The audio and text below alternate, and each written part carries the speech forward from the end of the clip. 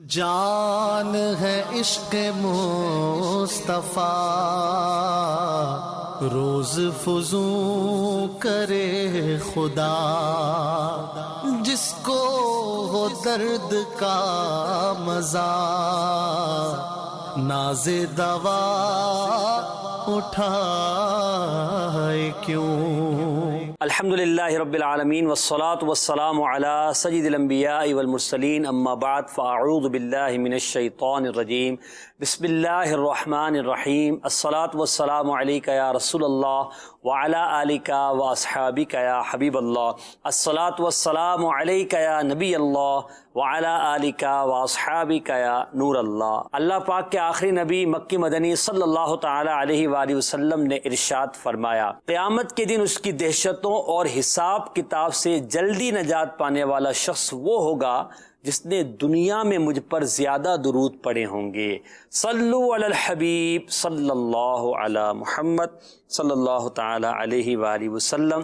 ہم مختلف زاویوں سے عشق رسول پر گفتگو کرتے ہیں۔ آج ہمارا موضوع عشرہ مبشرہ رضی اللہ عنہم اجمعین کے حوالے ہی سے ہے، اور یہ تیسرا اور آخری حصہ اس کا ہے، کیونکہ دو صحابہ کرام علیہم رضوان کا ذکر خیر رہ گیا تھا ان کے عشق رسول کے حوالے سے، تو آج ہم ان کے عشق رسول پر بات کریں گے۔ ایک ہیں سیدنا ابو عبیدہ بن جراح رضی اللہ تعالی عنہ، اور دوسرے ہیں سیدنا سعید بن زید رضی اللہ تعالی عنہ۔ ان کی زندگی پر، ان کی عشق رسول پر، خوف خدا پر، دین کے معاملے میں استقامت اور نبی کریم علیہ الصلوۃ والسلام کے لیے جان نثاری کے جذبات اور دینی خدمات پر انشاءاللہ ہم بات کریں گے۔ عشرہ مبشرہ کا جو ہم نے سلسلہ یہ شروع کیا تھا، ان کے عشق رسول پر ہم بات کر رہے ہیں، تو یوں آج ان دو صحابہ کرام علیہم رضوان کے عشق رسول پر گفتگو کے ساتھ ہمارا عشرہ مبشرہ والا موضوع یوں اختتام کو پہنچے گا۔ اب ہمارے ساتھ رہیے انشاءاللہ۔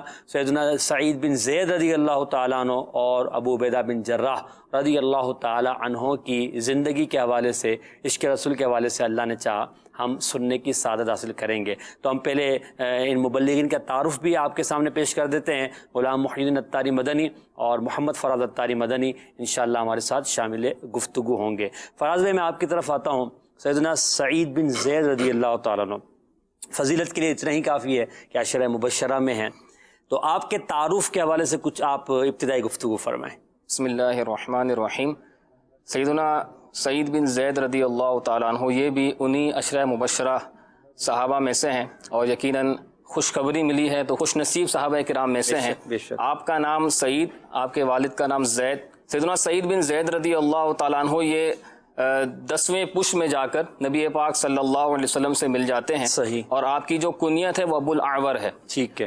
جب بھی سیدنا سعید بن زید رضی اللہ تعالیٰ عنہ عشرہ مبشرہ والی حدیث بیان کرتے تھے تو 9 صحابہ کرام کا نام لیتے تھے، اور ابتدا میں فرماتے تھے کہ وہ 10 صحابہ ہیں، صحیح، لیکن اپنا نام بیان نہیں فرماتے تھے۔ اچھا، پھر صحابہ کرام انہیں قسم دے کر فرماتے تھے کہ آپ 10ویں کا بھی نام بتائیں، تو آپ پھر اپنی کنیت فرماتے تھے کہ 10واں ابو الاعور ہے۔ اللہ، یہ آپ کی عاجزی بھی تھی۔ اور سیدنا سعید بن زید رضی اللہ تعالیٰ عنہ کا سیدنا امیر المؤمنین فاروق اعظم رضی اللہ تعالیٰ عنہ سے بڑا گہرا رشتہ ہے۔ اچھا، وہ اس طرح ہے کہ آپ کی جو زوجہ ہیں، سعید بن زید رضی اللہ تعالیٰ عنہ کی جو زوجہ ہیں فاطمہ رضی اللہ تعالیٰ عنہ، یہ امیر المؤمنین فاروق اعظم رضی اللہ تعالیٰ عنہ کی بہن ہیں۔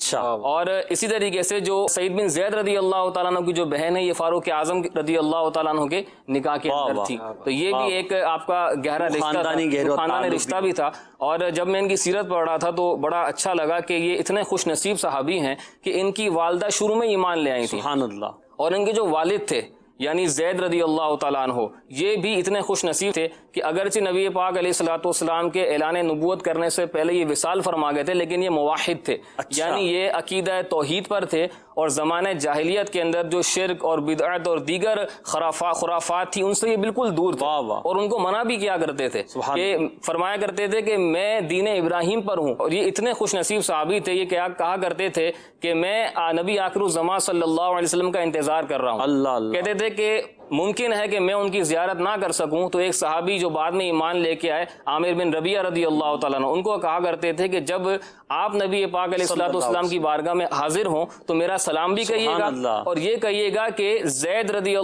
جو ہے وہ آپ پر ایمان لایا ہے اور آپ کی تصدیق کرتا ہے کہ آپ اللہ کے نبی ہیں۔ اچھا ہوا کیا؟ ہوا یہ کہ عامر بن ربیعہ رضی اللہ تعالیٰ عنہ کہتے ہیں کہ جب میں نبی پاک علیہ الصلوۃ والسلام کی بارگاہ میں حاضر ہوا، میں نے اسلام قبول کیا اور ان کا سلام نبی پاک علیہ الصلوۃ والسلام کی بارگاہ میں پیش کیا، تو جب میں نے سلام پیش کیا تو نبی پاک علیہ الصلوۃ والسلام نے سلام کا جواب بھی ارشاد فرمایا اور فرمایا کہ میں زید بن عمر کو جنت میں دیکھ رہا ہوں۔ یہ آپ کا مقام تھا اور شاید انہی کا فیضان تھا کہ سیدنا سعید بن زید رضی اللہ تعالیٰ عنہ ابتدا میں ہی ایمان لے آئے، اور محدثین نے فرمایا کہ آپ نبی پاک صلی اللہ علیہ وسلم جب دار ارقم میں داخل ہوئے تو وہاں تشریف فرما ہوئے، اس سے پہلے ہی آپ ایمان لا چکے تھے، یعنی یہ آپ کی ابتدا اسلام کے بارے میں بیان کیا جا رہا ہے۔ کیا خوب جو آپ نے ذکر کیا سیدنا زید کے بارے میں جو حضرت سعید کے والد ہیں، یہاں پر ایک عشق رسول بھری گفتگو فراز بھائی یہ ذہن میں آ رہی ہے کہ وہ نبی آخر الزمان صلی اللہ علیہ وسلم کی نشانیاں جانتے تھے اور وہ حضور کا انتظار کر رہے تھے، اور انہوں نے اپنے ایمان پر گواہ بنا لیا، میں اگرچہ ان کا زمانہ نہیں پاؤں گا تو بھی میں گواہ بناتا ہوں کہ اگر تم ان کا زمانہ پاؤ تو میرے ایمان کی ہوئے گواہی دینا، میرا سلام بھیجنا، پھر نبی کریم علیہ الصلوۃ والسلام کا سلام کا جواب دینا اور ان کے لیے جنت کی غیب کی خبر دینا۔ یہ بھی کتنا بڑا عشق رسول صلی اللہ علیہ وسلم کا ایک کو انعام ملا کہ وہ نبی آخر صلی اللہ علیہ وسلم کی بعثت سے پہلے حضور سے محبت کا اظہار کر رہے ہیں، اور نبی آخر صلی اللہ علیہ وسلم اپنی بعثت کے بعد ان کے لیے جنت کی خوشخبری ارشاد فرما رہے ہیں۔ سرکار علیہ الصلوۃ والسلام نے ان کے لیے 7 مرتبہ یہ ارشاد فرمایا، حضرت زید کے لیے نہیں صاحب، وہ افراد کے جو مسلمان ہوئے، اچھا جو حضور علیہ الصلوۃ والسلام پر ایمان لے کر آئے لیکن حضور کی زیارت نہیں کی، صحیح حضور نے فرمایا کہ ان کو خوشخبری ہے، ان کو مبارکباد ہے جنہوں نے مجھے دیکھا، میری زیارت کی اور مجھ پر ایمان لے کر آئے۔ یہ 3 مرتبہ ارشاد فرمایا، اور ان لوگوں کے لیے 7 مرتبہ ارشاد فرمایا کہ جنہوں نے نہیں دیکھا لیکن وہ پھر بھی مجھ پر ایمان لے کر آئے۔ ہر کوئی فدا ہے بن دیکھے دیدار کا عالم کیا ہوگا۔ یہ صحابہ کرام علیہ رضوان کا انداز محبت ہے، اللہ پاک ہمیں بھی عطا فرمائے۔ اب اس سے دیکھیں ہمیں بہت کچھ سیکھنے کو ملتا ہے کہ وہ نبی رحمت صلی اللہ علیہ وسلم جو اپنی بعثت سے پہلے اپنی محبت کے اظہار کرنے والوں کو محروم نہیں چھوڑتے، تو جو ان کے امتی ہیں، ان کے غلام ہیں، اگر وہ محبت میں کامل ہو جائیں، اپنی محبت کا اظہار کریں، اپنی جان نثار کریں، اپنا مال قربان کریں، ان پر ان کی رحمت کیوں نہیں ہوگی اور وہ دونوں جہاں میں کامیاب کیوں نہیں ہوگے؟ انہی کامیاب ہونے والوں میں سیدنا ابو عبیدہ بن جراح رضی اللہ تعالی عنہ بھی ہیں۔ غلام محی الدین بھائی میں چاہوں گا کہ آپ ان کے بارے میں بھی کچھ ذکر فرمائیں۔ جی بسم اللہ الرحمن الرحیم۔ حضرت ابو عبیدہ بن جراح رضی اللہ تعالیٰ عنہ یہ بھی عشرہ مبشرہ میں سے ہیں، اور آپ کا نام ہے عامر بن عبداللہ۔ جی، آپ کے والد کا نام تھا عبداللہ اور آپ کے دادا کا نام ہے جراح، اور آپ اپنے دادا کے نام سے مشہور ہیں، ٹھیک، جراح کے نام سے، اور آپ کی کنیت ہے ابو عبیدہ۔ تو آپ کا نام بعض اوقات ہو سکتا ہے کوئی نہ جانتا ہو، لیکن آپ کی کنیت بڑی مشہور ہے، ابو عبیدہ بن جراح، صحیح، حضرت سیدنا عامر بن عبداللہ بن جراح۔ تو آپ کا نام عامر تھا، آپ بھی ابتدا میں اسلام لے کر آ گئے، اور نبی پاک صلی اللہ علیہ وسلم کے مبارک نسب سے آپ کا نسب 7ویں پشت میں جا کر مل جاتا ہے۔ اللہ یہ اور 10 صحابہ کرام کی جو میں نے دیکھا کہ ایک یگانیت ہے، وہ کیا ہے کہ ان سب کا نسب کہیں نہ کہیں جا کے حضور کے نسب سے مل رہا ہے، ابتدا میں اسلام لے، اور ان کی والدہ کا نسب 9ویں پشت میں جا کر حضور علیہ الصلوۃ والسلام سے مل جاتا ہے، اور ان کی والدہ بھی ایمان لے کر آ گئی تھیں۔ تو ابتداً آپ نے اسلام قبول کر لیا، اور یہ ان خوش نصیب صحابہ کرام میں سے تھے کہ جو حضرت سیدنا صدیق اکبر رضی اللہ تعالیٰ عنہ کی انفرادی کوشش سے متاثر ہو کر اسلام قبول کر لے۔ انفرادی کوشش کیا ہوتی ہے؟ انفرادی کوشش مطلب حضرت سیدنا صدیق اکبر نے ان کو اسلام کی دعوت دی اور اسلام کی طرف لانے کی کوشش کی، تو اس سے متاثر ہو کر انہوں نے سیدنا صدیق اکبر کے ہاتھ پر اسلام قبول کیا۔ اور آپ ذوالہجرتین ہیں، یعنی 2 ہجرتیں کرنے والے ہیں۔ پہلے آپ نے حبشہ کی طرف ہجرت کی، پھر آپ نے مدینہ منورہ کی طرف ہجرت کی۔ بہت سارے صحابہ ہیں نا جو ہجرتین، جی بہت سارے صحابہ ہیں، ان میں سے ایک یہ، جی بالکل، ان میں سے ایک حضرت ابو عبیدہ بن جراح رضی اللہ تعالیٰ عنہ ہیں، اور آپ کی شخصیت جو ہے نا ہر اعتبار سے متاثر کن تھی، یعنی ہر اعتبار سے متاثر کرنے والی شخصیت تھی۔ آپ ذہین، فتین اور جنگی تدابیر میں بہت زبردست مشورہ دینے والے۔ آپ کی تدبیروں سے پورا یوں سمجھیں کہ جنگ کا نقشہ بدل جاتا تھا۔ نہایت ہی منکسر المزاج، عاجزی، انکساری کرنے والے۔ آپ کا یہ بڑا مشہور قول ہے، آپ فرماتے ہیں کہ کوئی گورا ہو یا کالا، کوئی آزاد ہو یا غلام، کوئی عجمی ہو یا عربی، اگر مجھے یہ پتہ چل جائے کہ وہ مجھ سے زیادہ متقی اور پرہیزگار ہے، تقوی میں مجھ سے زیادہ ہے، تو میں یہ پسند کروں گا کہ میں اس کی کھال کا کوئی حصہ بن جاؤں۔ اللہ، یہ آپ کی عاجزی کا عالم تھا۔ جہاں آپ ایک طرف فرما رہے ہیں کہ وہ جنگی تدبیر کرنے والے بہترین مدبر ہیں، وہیں ان کی عاجزی یہ ہے کہ وہ متقیوں پرہیزگار لوگوں سے محبت کرنے والے ہیں۔ یہاں اگر ہم دیکھتے ہیں مدنی چینل کے ناظرین کہ اگر کوئی کسی چیز میں با صلاحیت ہو، کسی فن میں با کمال ہو، تو وہ دوسرے کو اپنے سے نیچا سمجھتا ہے، اور یوں سمجھے کہ وہ اپنے آپ کو ہر فن مولا سمجھتے ہوئے ایسے اقدامات کرتا ہے جس کو شریعت پسند نہیں کرتی یا جو معاشرتی اعتبار سے درست نہیں ہوتے۔ ہمیں ان کی سیرت سے یہ سیکھنا چاہیے کہ اللہ نے اگر ہمیں صلاحیت دی تو اللہ کا شکر ادا کریں، مگر تقوی اور پرہیزگاری وہ صلاحیت ہے کہ جس کی ہمیں رب کی بارگاہ میں دعا کرنی چاہیے، اور تقوی اور پرہیزگاری والوں سے محبت اور ان کے ساتھ گفتگو، ان کے ساتھ بیٹھنا اور ان کی برکت حاصل کرنا یہ ہمیں چاہیے، تاکہ ہمارے اندر بھی تقوی اور پرہیزگاری آئے۔ ہم ان صحابہ کے عشق رسول اور ان کی دین پر استقامت اور قربانیوں پر بات کریں گے۔ کچھ کالز لیتے ہیں اور پھر گفتگو آگے بڑھاتے ہیں۔ جی حضرت یہ بتائیں، سیدنا سعید بن زید کیا بیت رضوان والوں میں سے بھی ہیں؟ فراز بھائی، حضرت سعید بن زید کے بارے میں پوچھا ہے انہوں نے۔ دیگر کئی صحابہ کرام بیت رضوان میں شامل تھے، تو اسی طرح سعید بن زید رضی اللہ تعالیٰ عنہ بھی بیت رضوان میں شامل تھے۔ اور ترمذی شریف کے حدیث پاک ہے، نبی پاک علیہ الصلوۃ والسلام نے ارشاد فرمایا کہ جنہوں نے بھی درخت کے نیچے بیعت کی ان میں سے کوئی بھی جہنم میں داخل نہیں۔ اللہ اکبر۔ سعید بن زید رضی اللہ تعالیٰ عنہ بھی بیت رضوان والوں۔ اور فراز بھائی، بیت رضوان کہتے اسی لیے اس کو کہ اس بیت میں شامل ہونے والوں سے اللہ تعالیٰ راضی ہو گیا، تو یہ حضرت ابو عبیدہ بن جراح کی بیعت، رضا کی، یعنی رضا کا مجدہ سنایا گیا۔ تو جس طرح حضرت سعید بن زید شامل تھے اور دیگر کئی صحابہ کرام تھے، تو اس میں حضرت ابو عبیدہ بن جراح رضی اللہ تعالیٰ عنہ بھی کتنی یعنی ان کو شرف حاصل ہے، فضیلتیں حاصل ہیں۔ اللہ پاک ان کی برکتیں اللہ پاک ہمیں عطا فرمائے کہ ہم جو ہے ان صحابہ کرام اور رضوان کے نقش قدم پر چلنے والے بن جائیں۔ مزید کال دیجیے گا۔ میرا سوال یہ ہے کہ کیا سیدنا ابو عبیدہ سے کوئی حدیثیں بھی منقول ہیں؟ کیا کہتے ہیں آپ غلام؟ جی بالکل، آپ سے احادیث مبارکہ مروی ہیں، اور چند احادیث کو ذکر بھی کیا گیا، جن میں سے ایک حدیث پاک میں ذکر کرتا ہوں جو آپ رضی اللہ تعالیٰ عنہ نے روایت کیا کہ حسن اخلاق کے پیکر محبوب رب اکبر صلی اللہ علیہ وسلم نے ارشاد فرمایا، روز جمعہ سب سے افضل نماز صبح کی نماز ہے، یعنی جمعے کے دن جو سب سے افضل نماز ہے وہ صبح کی نماز ہے، یعنی فجر کی نماز ہے، یقیناً جو اسے پالے بروز قیامت بخش دیا جائے گا۔ واہ، ایک اور کال۔ اس شعر کا مطلب بتا دیں۔ صحابہ کا گدا ہوں اور اہل بیت کا خادم، یہ سب ہے آپ کی نظر عنایت یا رسول اللہ صلی اللہ علیہ وسلم۔ اچھا، یہاں پہ شعر میں شاید بعض لوگوں کو کچھ کنفیوژن ہو جاتی ہے، گدا کو لوگ پڑھتے غلط ہیں۔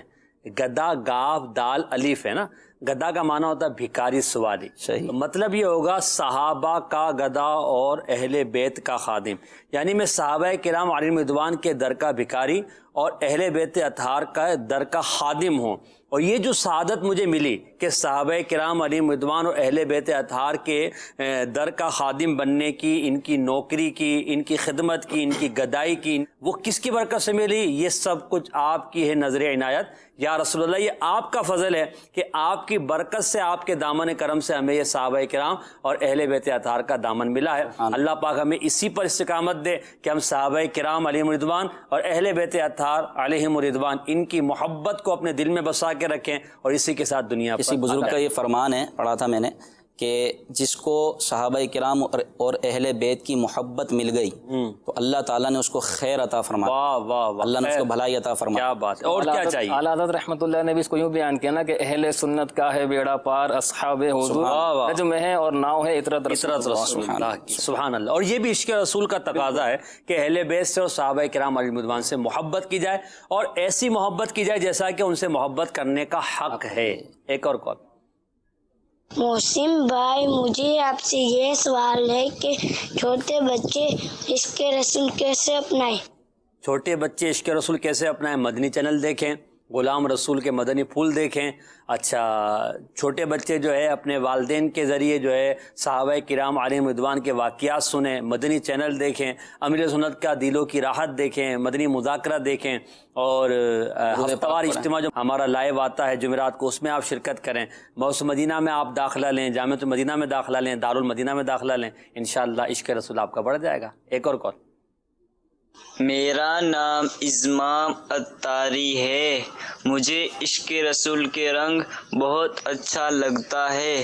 میرا محسن بھائی سے یہ سوال ہے کہ مجھے خواب میں حضور صلی اللہ علیہ وسلم کی زیارت کیسے نصیب ہو؟ جزاک اللہ خیرہ. یا رب دکھا دے آج کی شب جلوائے حبیب, ایک بار تو عطا ہو زیارت رسول. تڑپ رکھیں. اور علماء فرماتے ہیں کہ کثرت سے درود پاک پڑھیں. با کثرت درود پاک پڑھنے والوں کو انشاءاللہ نبی کریم صلی اللہ علیہ وسلم کی زیارت نصیب ہوگی. اور دل میں یہ تمنا رکھے, اللہ پاک کی بارگاہ میں دعا کرے اور نبی کریم کی سنتوں کو اپنائے. انشاءاللہ عز و جل کبھی تو کرم ہو ہی جائے گا. مزید کالز انشاءاللہ ہم لیتے ہیں کچھ دیر کے بعد. حضرات عشرہ مبشرہ میں سیدنا سعید بن زید رضی اللہ عنہ اور حضرت ابو عبیدہ بن جراح رضی اللہ عنہ کے بارے میں گفتگو کر رہے ہیں. فراز بھائی, سیدنا سعید بن زید رضی اللہ تعالیٰ عنہ, ان کی ذکر ہم نے کیا. عشق رسول کا تقاضا دین پر استقامت بھی ہے. یعنی جو سچا عاشق رسول ہوگا وہ کبھی دین سے متزلزل نہیں ہوگا, اس کے قدم پھسلیں گے نہیں, وہ تذبذب کا شکار نہیں ہوگا. حضرت سیدنا سعید بن زید رضی اللہ تعالیٰ عنہ کی دین پر استقامت کے بارے سے کچھ ذکر فرمائیں. جتنے بھی صحابہ کرام رضوان اللہ تعالی علیہم اجمعین ہیں وہ استقامت کے پہاڑ ہوا کرتے تھے. جتنا بڑا مرتبہ اللہ تبارک و تعالیٰ نے ان کو عطا فرمایا, اسی طرح ان کو تکالیف بھی آئیں اور اسی کے مقابلے میں انہوں نے صبر بھی کیا, اور کسی بھی قسم کی تکلیف ان کو متزلزل نہیں کرتی تھی, اپنے ارادوں سے میں کمزور نہیں کرتی تھی. آپ دیکھیں کتنے واقعات ہیں کہ کبھی کسی کو مارا جا رہا ہے, لوہ لہان کیا جا رہا ہے, ان کے جسم کے اوپر گرم دھوپ میں پتھر رکھے جا رہے ہیں, لیکن وہ کیا جذبہ ہے, وہ کوڑے مارے جا رہے ہیں اور سیٹا جا رہا ہے.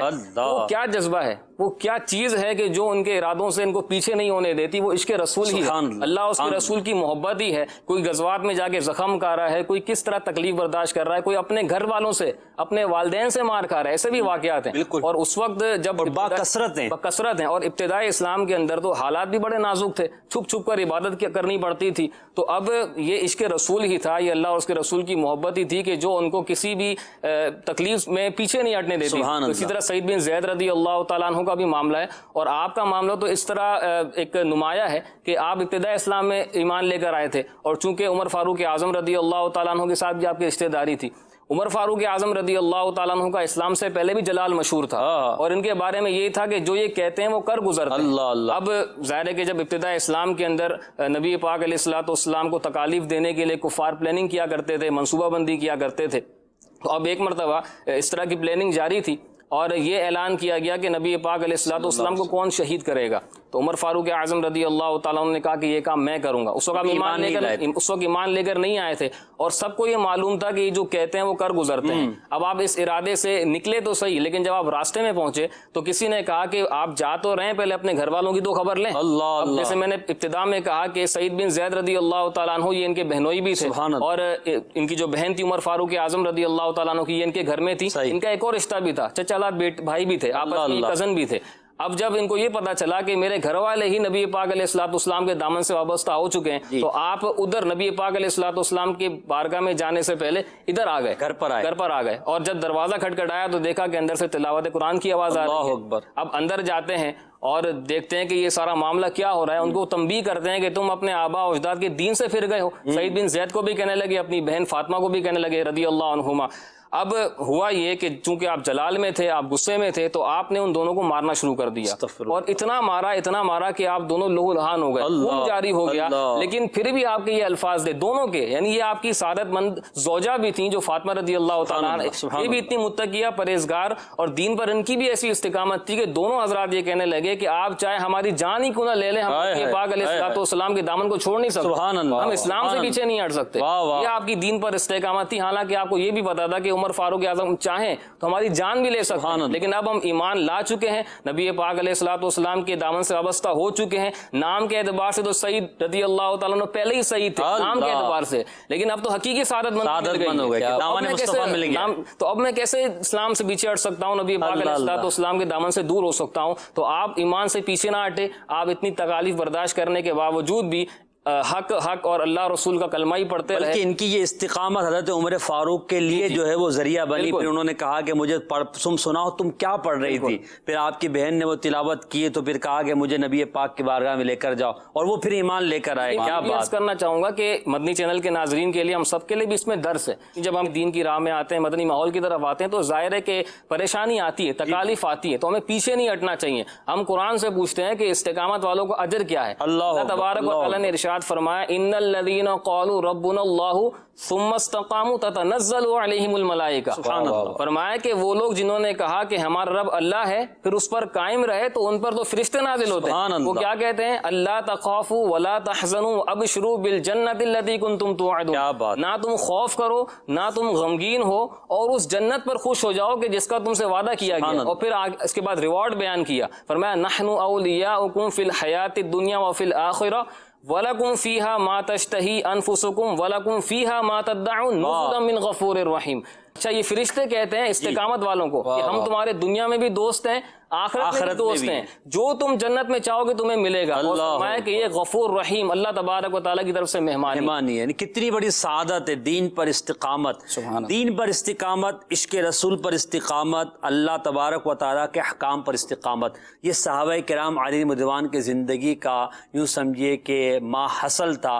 ہمیں یہ اپنانا چاہیے، ہمیں یہ سوچنا چاہیے، کبھی کوئی تکلیف آئے، کوئی پریشانی آئے، دین کے معاملے میں ہمیں متزلزل نہیں ہونا چاہیے، ہمیں شک و شبہات میں نہیں پڑنا چاہیے۔ اچھا، ایسے لوگوں سے بچیں کہ جو دین کے معاملے میں شکوک و شبہات پیدا کریں، جذبات کو مجروح کریں، آپ کے جو ہے یوں سمجھے کہ آپ کو ڈی موٹیویٹ کریں دین کے معاملے میں۔ ایسے لوگوں سے اپنے آپ کو بچائیں، ورنہ ایمان کو خطرہ ہو سکتا ہے۔ ایمان سے بڑھ کر کوئی نعمت نہیں ہے، دامن مصطفیٰ سے بڑھ کر کوئی نعمت نہیں ہے۔ اللہ تبارک و تعالی ہمیں ہمیشہ نبی کریم علیہ الصلوۃ والسلام کی دامن کی ٹھنڈی ٹھنڈی ہوا میں رکھے، ٹھنڈی ٹھنڈی چھاؤں میں رکھے، اسی پر ہمیں موت عطا فرمائے۔ سیدنا ابو عبیدہ بن جراح رضی اللہ تعالیٰ عنہ کی عشق رسول پر غلام محی الدین بھائی کچھ کلام فرمائیں۔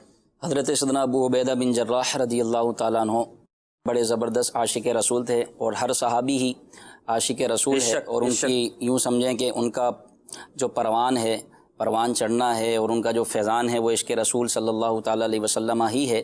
تو صحابہ کرام علیہم رضوان نبی پاک صلی اللہ علیہ وسلم کی خدمت میں حاضر رہتے، انہی میں حضرت ابو عبیدہ بن جراح رضی اللہ تعالیٰ عنہ بھی تھے۔ یہ تمام غزوات میں نبی پاک صلی اللہ علیہ وسلم کے ساتھ رہے۔ غزوہ احد کے موقع پر ان کی جانثاری کا عالم یہ تھا کہ جب نبی پاک صلی اللہ علیہ وسلم کے چہرہ مبارکہ پر زخم آئے اور حضور علیہ الصلوۃ والسلام کی خود کی کڑیاں چہرہ مبارکہ پر پیوست ہو گئیں۔ خود کہتے ہیں لوہے کی ٹوپی کو جو میدان جنگ میں پہنی جاتی تھی، تو اس کی کڑیاں ٹوٹ کر جب کسی نے آپ صلی اللہ تعالیٰ علیہ وسلم پر معاذ اللہ حملہ کیا تلوار سے، تو اس کی کڑیاں ٹوٹیں اور وہ چہرہ مبارکہ میں پیوست ہو گئیں۔ حضرت ابو عبیدہ بن جراح رضی اللہ تعالیٰ عنہ نے یہ دیکھا، آپ تڑپ اٹھے اور آپ فوراً نبی پاک صلی اللہ علیہ وسلم کی بارگاہ میں حاضر ہوئے اور آپ کے چہرہ مبارکہ سے وہ کڑیاں اپنے دانتوں کے ذریعے کھینچی۔ سبحان اللہ۔ وہ 2 کڑیاں تھیں، آپ نے ایک کڑی کھینچی تو آپ کا ایک دانت ٹوٹ گیا، پھر آپ نے زور لگا کہ دوسری کڑی کھینچی تو دوسرا دانت آپ کا ٹوٹ گیا۔ تو یہ عشق رسول صلی اللہ تعالیٰ علیہ وسلم کا ان کے ایک انداز تھا کہ انہوں نے اپنے دانتوں سے نبی پاک صلی اللہ تعالیٰ علیہ وسلم کی مبارک کڑیوں کو نکالا۔ پھر حضور علیہ الصلوۃ والسلام نے جو ان کے بارے میں فرامین ارشاد فرمایا اور جو ان کی شان بیان فرمایا کہ ہر امت میں ایک امین ہوتا ہے، اور میری امت کا امین ابو عبیدہ بن جراح رضی اللہ تعالیٰ عنہ، امین الامہ آپ کا لقب ہے۔ تو اچھا، مفتی احمد یار خان نعیمی رحمۃ اللہ تعالیٰ علیہ فرماتے ہیں یہ صفت تمام صحابہ میں، سارے صحابہ امین ہیں، لیکن ان میں اول درجے کی صفت موجود ہے، اور بعض اوقات بعض صفات نمایاں ہوتی ہیں۔ تو نبی پاک صلی اللہ علیہ وسلم کے ہر صحابی امین ہیں، لیکن ان میں جو درجہ امانت ہے، امین ہونے کا جو وصف تھا بڑا نمایاں تھا، اس لیے حضور علیہ الصلوۃ والسلام نے فرمایا کہ میری امت کے امین ابو عبیدہ بن جراح۔ واہ واہ، کیا بات ہے۔ اور عشق رسول کا انداز کیسا ہے کہ نبی پاک صلی اللہ علیہ وسلم کو پہنچنے والی تکلیف ان کو گوارا نہیں ہے اور یہ فوراً آ رہے ہیں اور اپنے انداز سے نبی پاک صلی اللہ علیہ وسلم کی خدمت کر رہے ہیں اور اپنے لیے جنت کا سامان کر رہے ہیں۔ عاشق کا انداز پیارے اسلامی بھائیوں مدنی چینل کے ناظرین یہی ہوا کرتا ہے۔ ہم عاشقان رسول کہلاتے ہیں۔ نبی پاک صلی اللہ علیہ وسلم کی زندگی کے وہ واقعات، شعب ابی طالب کے واقعات، اسی طرح آپ کا طائف کا سفر، مکہ مکرمہ میں آپ پر ہونے والے مظالم، یہ عاشقان رسول کو پڑھنے چاہیے، سننے چاہیے کہ اس سے عشق رسول بڑھتا ہے اور دین کے معاملے میں استقامت پیدا ہوتی ہے۔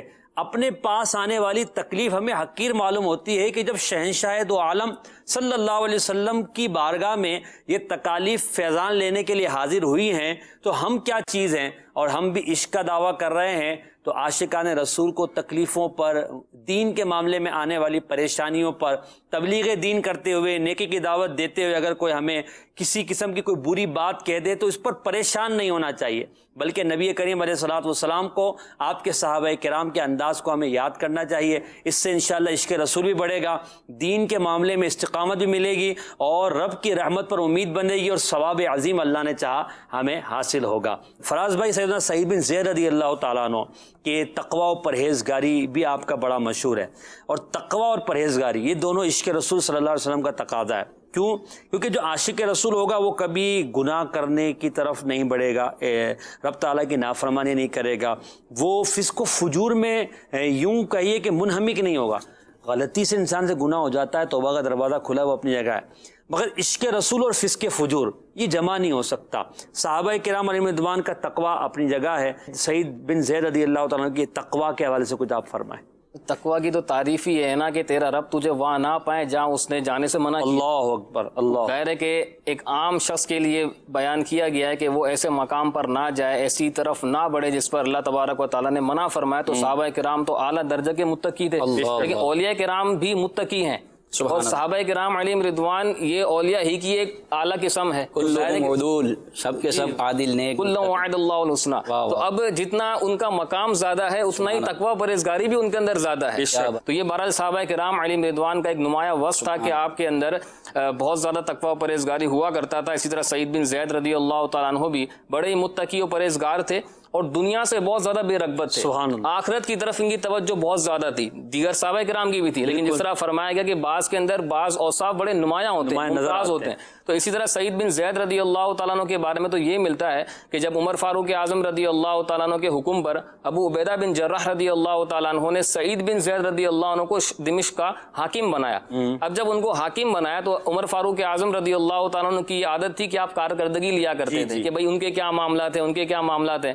جب سعید بن زید رضی اللہ تعالیٰ عنہ کا حال معلوم کیا گیا، ان کی کارکردگی لی گئی، تو ابو عبیدہ بن جراح رضی اللہ تعالیٰ نے فرمایا کہ یہ انسان تو بہت اچھے ہیں، لیکن جب سے ان کو سرداری ملی ہے تو دنیا سے مزید بے رغبت ہوگا، آخرت کی طرف ان کی توجہ مزید بڑھ گئی ہے۔ حالانکہ یہاں پر ہمیں کسی کو منصب مل جائے تو پتہ نہیں ہمارا کیا حال ہوتا ہے، ہماری عبادت کم ہو جائے گی، شاید ہماری روٹین جو ہے جدول میں اگر تلاوت قرآن زیادہ تھا تو وہ کم ہو جائے گا، درود پاک زیادہ تھا وہ کم ہو جائیں گے۔ پھر منصب کا غلط استعمال بھی کیا جاتا ہے، لیکن صحابہ کرام علیہم رضوان کی شان یہ تھی کہ جہاں منصب ملا تو آخرت کی یاد میں مزید اضافہ ہو گیا۔ تو یہ آپ کے تقوی پرہیزگاری کے واقعات میں سے ایک بڑا اہم۔ انہوں نے نبی کریم علیہ الصلوۃ والسلام کو دنیا سے بے رغبتی کرتے دیکھا نا، دنیا کو اپنے قریب نبی پاک علیہ الصلوۃ والسلام نے نہیں آنے دیا، تو یوں فقر اختیاری حضور علیہ الصلوۃ والسلام کا، اہل بیت اطہار کا، کہ حضرت عائشہ صدیقہ رضی اللہ تعالیٰ عنہ فرماتی کبھی ایسا نہیں ہوا کہ جو ہے وہ 3 دن مسلسل ہمارے گھر میں چولہا جلا ہو، اور 9 راتیں بھی ایسی ہوا کرتی جس پہ صرف جو ہے وہ پانی اور کھجور پر ہی گزارا ہوا کرتا۔ یہ دنیا سے بے رغبتی نبی کریم علیہ الصلوۃ والسلام کی اختیاری تھی۔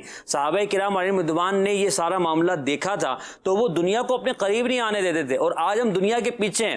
دعویٰ ہمارا عشق رسول کا ہے، محبت کا ہے، ہمارا دعویٰ ہے نبی پاک علیہ الصلوۃ والسلام کی عشق میں گم ہو جانے کا، مگر دنیا میں ہم ایسے مگن ہیں کہ ہم دنیا کے بغیر ہمارا چارہ نہیں۔ با قدر ضرورت دنیا اپنی جگہ ہے، حلال طریقے سے کمانا جو اس کے احکام میں اپنی جگہ ہے، مگر دنیا کا دل کے اندر بس جانا، یہ برا ہے۔ کشتی جب تک پانی پر ہے مفتی صاحب فرماتے ہیں تو اس سے کوئی نقصان نہیں ہوتا، مگر جب کشتی کے اندر پانی آ جائے گا تو پھر اس کا نقصان سب کے سامنے واضح ہے۔ تو دنیا کی محبت جب دل کے اندر آ جائے گی تو پھر جو ہے اس کا نقصان ہوگا، اور ہم یہ دیکھتے ہیں کہ جب بندہ دنیا کی محبت میں غرق ہو جاتا ہے تو پھر وہ دین کے معاملے میں بھی معاذ اللہ عز و جل بے باک ہو جائے گا۔ تو اس لیے ہمیں رب تبارک و تعالیٰ سے دعا کرنی چاہیے کہ اللہ ہمیں سچا عاشق رسول بنائے اور دنیا سے بے رغبتی عطا فرمائے۔ امیر سنت کا بڑا پیارا شعر ہے، جاہو جلال دو نہیں مالو ملال دو،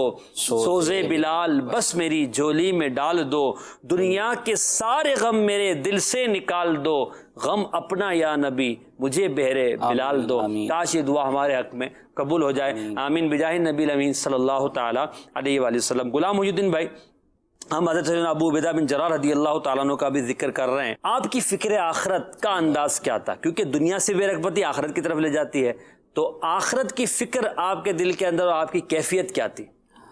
حضرت سیدنا صدیق اکبر رضی اللہ تعالیٰ عنہ نے آپ سے ارشاد فرمایا کہ آپ اپنا ہاتھ آگے بڑھائیں تاکہ میں آپ کی بیعت کروں۔ یہ حضور علیہ الصلوۃ والسلام کی وفات ظاہری کے بعد جب خلیفہ منتخب کرنے کی باری آئی تو کتنی بڑی ذمہ داری ان کو سونپی جا رہی تھی، اور لوگ سیدنا صدیق اکبر رضی اللہ تعالیٰ عنہ کو خلیفہ بنانے کے حق میں تھے، اور آپ یہ فرما رہے تھے ابو عبیدہ بن جراح رضی اللہ تعالیٰ عنہ سے کہ آپ اپنا ہاتھ آگے بڑھائیں، میں آپ سے میں اس شخص کی بیعت کیوں نہ کروں جس کو میرے آقا نے فرمایا کہ اس امت کے امین۔ اللہ! تو آپ نے کہا کہ میں ایسے شخص سے کیسے آگے بڑھ سکتا ہوں جس کو رسول اللہ نے اپنی زندگی میں ہمارا امام بنا دیا۔ سبحان اللہ! کہ حضور علیہ الصلوۃ والسلام جب مرض الوصال میں تھے تو 17 نمازیں حضرت سیدنا صدیق اکبر رضی اللہ تعالیٰ عنہ نے حضور علیہ الصلوۃ والسلام کے مصلی پر کھڑے ہو کر حضور علیہ الصلوۃ والسلام کی غیر موجودگی میں پڑھائیں۔ تو آپ نے اسی بات کو ذکر کیا کہ جس کو رسول اللہ صلی اللہ علیہ وسلم نے ہمارا امام بنایا تو میں اس سے آگے کیسے بڑھ سکتا ہوں؟ اور پھر آپ فرماتے ہیں بھی تو عشق رسول بھرا تھا نا، بالکل، کہ جن کو نبی پاک نے آگے کر دیا میں ان سے آگے کیسے بڑھوں؟ اللہ اکبر! فاروق اعظم رضی اللہ تعالیٰ عنہ اپنے دوستوں کے ساتھ بیٹھے ہوئے تھے، اور ان کے دوست بھی متقی پرہیزگار صحابہ کرام تھے، آپس میں بیٹھے ہوئے تھے۔ تو آپ نے پوچھا کہ تمہاری دلی تمنا کیا ہے، آپ لوگوں کی خواہش کیا ہے؟ تو انہوں نے اپنی خواہش کا یوں اظہار کیا، ایک نے کہا کہ ہماری خواہش یہ ہے کہ میں یہ چاہتا ہوں کہ مجھے سونے سے بھرا ہوا کمرہ ملے۔ اب یہاں پر میں رکوں گا، یہ صحابہ کرام تھے نا، بعض اوقات ہماری یہ خواہش ہوتی ہے، لیکن صحابہ کرام تھے سونے سے بھرا ہوا کمرہ۔ اب آگے تو سنیں، سونے سے بھرا ہوا کمرہ ہمارے ذہن میں تو اسی طرح کا آئے گا نا کہ اور بڑا مال آ جائے گا، آپ کے ذہن کو آگے ہوں گے۔ تو انہوں نے کہا کہ سونے سے بھرا ہوا کمرہ ہو اور وہ سارا سونا ہم اللہ کی راہ میں خیرات کریں۔ سبحان اللہ! واہ! ایک نے کہا کہ میری خواہش یہ کہ ہیرے جواہرات سے بھرا ہوا پورا کمرہ ہو اور میں وہ سب اللہ کی راہ میں خرچ کر دوں۔ تو فاروق اعظم رضی اللہ تعالیٰ عنہ ارشاد فرماتے ہیں میں تو یہ تمنا کرتا ہوں میرے پاس جو ہے نا ابو عبیدہ بن جراح جیسے لوگوں سے کمرہ بھرا ہوا۔ اللہ اللہ! کیا بات ہے! اچھا، پھر ان لوگوں کو یہ لوگ کام کے تھے نا، کہ جن کو حضرت فاروق اعظم رضی اللہ تعالیٰ عنہ چاہ رہے تھے، ان کا عشق رسول، خوف خدا، فکر آخرت، دنیا سے بے رغبتی، کیا کمال کی شخصیات ہیں۔ اللہ تبارک و تعالیٰ نے ان کو کیسا مقام عطا فرمایا کہ اب یہاں دیکھیں صدیق اکبر کا کتنا بڑا مقام ہے، فراز بھائی، فاروق اعظم کا کتنا بڑا مقام ہے، مگر ان کا حضرت ابو عبیدہ بن جراح رضی اللہ عنہ کے حوالے سے کلام کا انداز، فضیلت کا بیان کرنا، انکساری کرنا، عاجزی کرنا، پھر سیدنا ابو عبیدہ بن جراح رضی اللہ تعالیٰ عنہ کا جو گفتگو کا انداز ہے ان سے، جو ان کی محبتیں ہیں، خوف خدا اتنا تھا آپ کہتے ہیں کہ کاش میں مینڈھا ہوتا۔ جب آپ پر خوف خدا کا غلبہ ہوتا نا تو آپ یہ ارشاد فرماتے کاش کوئی میں مینڈھا ہوتا جس کو گھر والے کاٹ دیتے اور اس کا گوشت کھا لیتے، اور میں جو ہے انسان بنا کر نہ بھیجا گیا ہوتا۔ یہ خوف خدا کی وجہ سے آپ پر غلبہ ہوتا تھا۔ ایسے ہی اقوال جو ہے صدیق اکبر رضی اللہ تعالیٰ عنہ کی، جب قبر و حشر کے وہ ہولناک مناظر کو یاد کرتے تو پھر آپ یہ فرماتے کہ کاش میں مینڈھا ہوتا، کیونکہ اس طرح کی چیزوں سے کوئی سوال جواب نہیں ہے۔ حساب و کتاب ہے تو جو مکلف ہیں انسان و جن، ان سے حساب و کتاب ہے۔ اللہ میں حساب و کتاب سے کامیابی عطا فرمائے اور اس میں نجات عطا فرمائے۔ اور اعلیٰ حضرت فرماتے ہیں نا، عرض کرتے ہیں اللہ کے بارگاہ میں، کریم اپنے کرم کا صدقہ، لئیم بے قدر کو نہ شرما، تو اور رضا سے حساب لینا، رضا بھی کوئی حساب میں۔ ہم صحابہ کے گدا ہیں مولا، ہم اہل بیت اطہار کے در کے بھکاری ہیں، نبی پاک صلی اللہ علیہ وسلم سے محبت کا دعویٰ کرنے والے ہیں، یا اللہ تو ہمیں وفادار بھی بنا دے، مگر تو اور رضا سے حساب لینا، رضا بھی کوئی حساب میں ہے۔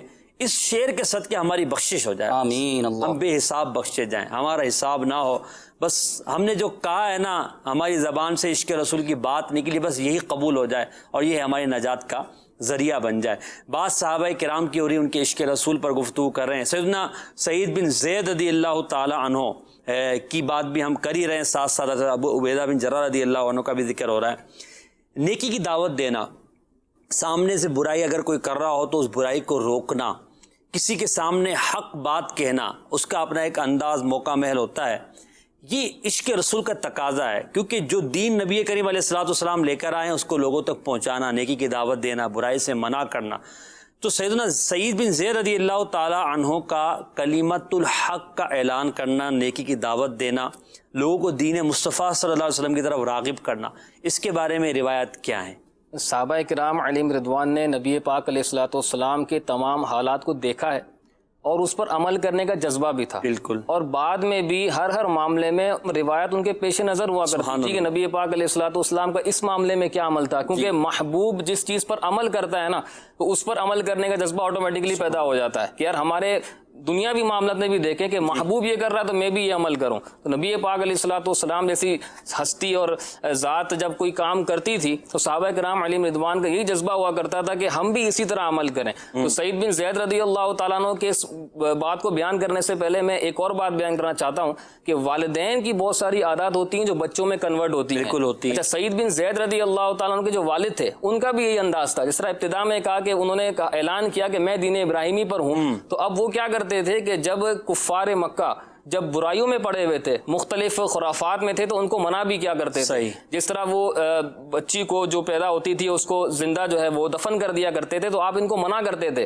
اچھا, آپ کہتے تھے کہ اگر تم سے اس کا بار اٹھایا نہیں جاتا تو یہ مجھے دے دو, میں اس کا بار اٹھاؤں گا. اس کی پرورش کرتے, سولوشن بھی دیتے, جی سولوشن دیتے, اس کو بڑا کرتے, اس کی تربیت کرتے. اس کے بعد ان کے والدین سے کہتے آپ کو یہ چاہیے تو واپس لے لو, ورنہ اس کے نکاح کا بار بھی میں اٹھا لوں. پھر آپ کوئی اس سے مطالبہ کرتا تو وہ ان کو واپس کر دیتے, ورنہ اس کا نکاح بھی آپ ہی کیا کرتے تھے. تو یہی چیز سیدنا سعید بن زید رضی اللہ تعالیٰ عنہ کے اندر بھی آئی, ان کے اندر کنورٹ ہوئی کہ آپ نے بھی ہمیشہ اعلاء کلمت الحق کیا, کوئی نیکی کی دعوت دی اور برائی ہوتا دیکھی تو آپ نے فوراً جو ہے وہ اس کو منع بھی کیا اور سامنے والے کو تنبیہ بھی کی. جس طرح شام سے ایک مرتبہ جو مدینے کے حاکم تھا اس وقت, وہاں پر ایک خط اس کے پاس لایا گیا اور کسی کی بیعت کے بارے میں حکم دیا کہ فلاں کی بیعت کر لی جائے. تو وہاں جو حاکم تھا اس نے کہا کہ جب تک سعید بن زید رضی اللہ تعالیٰ عنہ تشریف نہیں لائیں گے, وہ حامی نہیں بھریں گے, میں اس وقت تک کچھ نہیں کر سکتا. وجہ کیا ہے؟ وجہ یہ ہے کہ جیسا یہ کہیں گے عوام بھی ویسا ہی کرنے والی ہے. اب اس وقت سعید بن زید رضی اللہ تعالیٰ عنہ موجود نہیں تھے, تو وہ جو حاکم آیا تھا, جو شخص آیا تھا, جو قاصد تھا, اس نے کہا کہ میں خود سعید بن زید رضی اللہ تعالیٰ عنہ کے پاس چلا جاتا ہوں اور ان سے بیعت کروا لیتا ہوں. اب وہ ان کے گھر گیا اور ان سے کہنے لگا کہ یہ حاکم نے یہ بھیجا ہے, آپ نے لازمی بیعت کرنی ہے. سنا سعید بن زید رضی اللہ تعالیٰ عنہ نے یہ نہ دیکھا کہ کس کی طرف سے خط آیا ہے, کون حاکم ہے, کیا ہے. آپ نے فرمایا کہ میں ظالم اور جابر لوگوں کی بیعت نہیں کر سکتا. تم مجھے ان لوگوں کی بیعت کرنے کا کہتے ہو کہ جو ظلم کرنے والے ہیں. اور نبی پاک علیہ الصلوۃ والسلام کا فرمان یہاں بھی ان کے پیش نظر تھا کہ نبی پاک علیہ الصلوۃ والسلام نے ظالمین کے پیچھے چلنے سے منع فرمایا ہے اور ان کو جو ہے تنبیہ کرنے کا حکم دیا گیا. تو آپ کا یہ بڑا مشہور واقعہ ہے کہ آپ نے یہاں یہ نہ دیکھا کہ کس کی طرف سے خط آیا ہے اور میرے ساتھ کیا معاملہ ہو سکتا ہے, آپ نے فوراً منع کر دیا کہ میں ایسے لوگوں کی بیعت نہیں کر سکتا. واہ کیا بات ہے. یعنی دین کے معاملے میں وہ کسی کو, کسی کے منصب کو, کسی کے عہدے کو خاطر میں نہیں لاتے تھے, بلکہ حق کی بات کہہ دیا کرتے تھے. اور یہی یقیناً عشق رسول صلی اللہ علیہ وسلم کا تقاضا ہے. مگر حق کی بات کرنے کا انداز بھی ایسا ہونا چاہیے جو سامنے والے پر اثر کرے. ایسا نہیں کہ ہم حق کہنے کے لیے انداز ایسا اختیار کریں کہ جو لوگوں کو ہی دین سے معاذ اللہ متنفر کر دے. تو انداز بااخلاق ہونا چاہیے. ہر ایک کا اپنا معیار ہوتا ہے, اپنا ایک یوں سمجھیے کہ ماحول ہوتا ہے. اسی ماحول میں رہتے ہوئے ہمیں اچھے انداز میں گفتگو کرنی چاہیے. کال دیجیے گا. احمد دین عطاری لاہور سے بات کر رہا ہوں. موضوع عشرہ مبشرہ کا عشق رسول صلی اللہ علیہ وسلم حصہ سوئم الحمدللہ اپنی برکتیں لٹا رہا ہے. میں تو بس یہ کہنا چاہوں گا کہ الحمدللہ یہ باپا کا فیضان ہے کہ دعوت اسلامی نے ایک سے بڑھ کر ایک ہیرا تیار کیا ہے. اس عاشق رسول کو بھی دیکھو, وہی حضور علیہ الصلوۃ والسلام کا عشق, حضور علیہ الصلوۃ والسلام کے صحابہ کا عشق, آپ کے اہل بیت کا عشق اتنے بھرپور جوش سے کرتا ہے کہ یقین مانے کہ دل باغ باغ ہو جاتا ہے, دل مدینہ مدینہ ہو جاتا ہے. ماشاءاللہ, جزاک اللہ. آپ نے حوصلہ افزائی فرمایا, اللہ آپ کو برکت عطا فرمائے. اگلی کال. محمد نواز اتاری رحیم یار خان سے عشق رسول کے رنگ۔ آج کا موضوع عشرہ مبشرہ کا عشق رسول صلی اللہ علیہ وسلم سلسلہ چل رہا ہے، جس سے ہمارے علم میں بہت سارا اضافہ ہو رہا ہے۔ اللہ پاک اس سلسلے کرنے والوں کو نظر بد سے بچائے، دن 11ویں رات 12ویں ترقیاں عطا فرمائے۔ آمین آمین، جزاک اللہ، آپ نے دعاؤں سے نوازا۔ بات حضرات عشرہ مبشرہ کی چل رہی تھی۔ مدنی چینل کے ناظرین، تیسرا ہمارا پروگرام ہے جس میں ہم نے عشرہ مبشرہ رضی اللہ عنہم اجمعین کے ذکر خیر کو کیا۔ دو صحابہ کرام علیہم رضوان کے تعارف، ان کے عشق رسول، دین کے لیے قربانیوں پر بات کی، اور آج سیدنا ابو عبیدہ بن جراح رضی اللہ تعالی عنہ اور سیدنا سعید بن زید رضی اللہ تعالیٰ عنہ کی زندگی اور ان کی دین کی قربانیوں کے بارے میں ہم نے گفتگو کی۔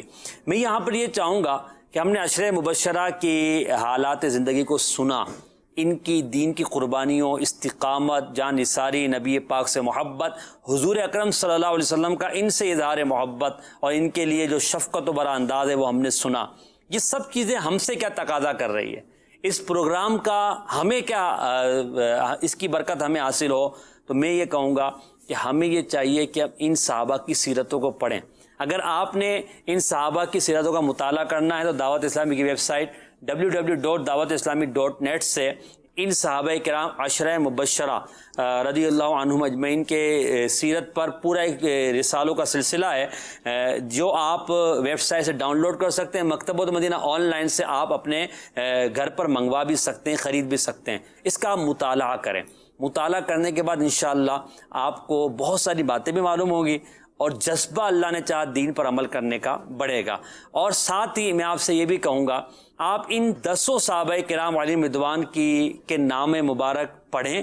پڑھنے کے بعد ان کے وسیلے سے رب کی بارگاہ میں دعا مانگیں کہ مولا ان بزرگوں کا صدقہ تو ہمیں بھی نیک بنا دے، سچا عاشق رسول بنا دے، پریشانیاں بیماریاں ان کی برکت سے دور کر دے، اور اللہ پاک کی بارگاہ میں عرض کرے کہ مولا یہ نبی آخر صلی اللہ علیہ وسلم کے سچے عاشق تھے، ہمیں بھی ان کی بھی محبت دے، اور نبی پاک صلی اللہ علیہ وسلم کا اور آپ کی آل کا سچا پکا عاشق بنا دے۔ یاد رکھیے، عقیدے کی پختگی، عقیدے کے معاملے میں تذبذب کا شکار نہ ہونا، یہی کامیابی کا ذریعہ ہے۔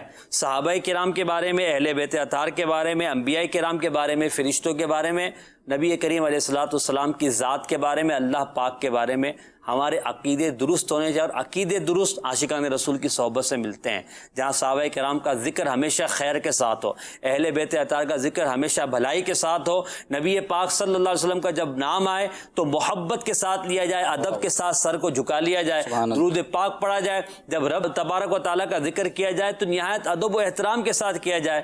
ان عاشقان رسول کی صحبت میں رہیے، انشاءاللہ ان کا فیضان آپ کو ملے گا، اور اللہ نے چاہا ان کی برکت سے عقائد میں پختگی، اعمال کے اندر بھی درستی ہوگی، اور دنیا بھی بہتر ہو جائے گی، آخرت بھی ہماری بہتر ہو جائے گی۔ آپ عشرہ مبشرہ رضی اللہ عنہم اجمعین کی سیرت کو پڑھنے کے لیے کتاب بھی ڈاؤن لوڈ کر لیجئے، ان کی برکت سے دعا بھی کیجئے۔ ہم بھی دعا کرتے کہ مولا عشرہ مبشرہ رضی اللہ تعالیٰ عنہم اجمعین کے صدقے ہماری تمام پریشانیاں دور کرے اور ہمیں مغفرت عطا فرمائے۔ صلو علی الحبیب صلی اللہ تعالی علی محمد صلی اللہ علیہ وسلم۔ جان ہے عشق مصطفیٰ، روز فزوں کرے خدا، جس کو ہو درد کا مزہ، ناز دوا اٹھائے کیوں۔